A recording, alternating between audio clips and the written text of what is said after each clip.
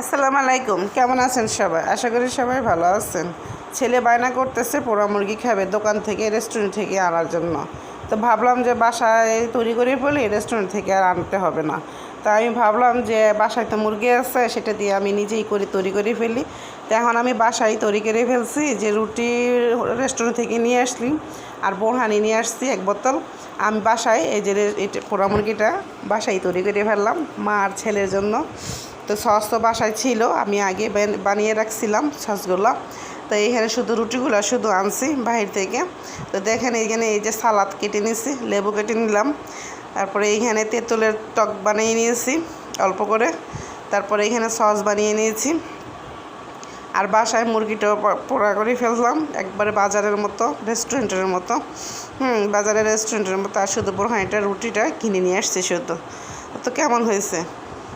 ছেলে বলতেছে আম্মু কোত্থেকে নিয়ে আসলাম। আমি বললাম কেন, তুমি না বলছো রেস্টুরেন্ট থেকে আনার জন্য? তো আমি রেস্টুরেন্ট থেকেই নিয়ে আসলাম। কই না আম্মু, এটা তুমি বাসায় বানিয়েছো? আমি দেখো, খেয়ে দেখো কীরকম হয়। এখন ছেলে বলতেছে আম্মু আসলে ভালো হয়েছে, মজা হয়েছে। আজ এ পর্যন্তই, আল্লাহ হাফেজ।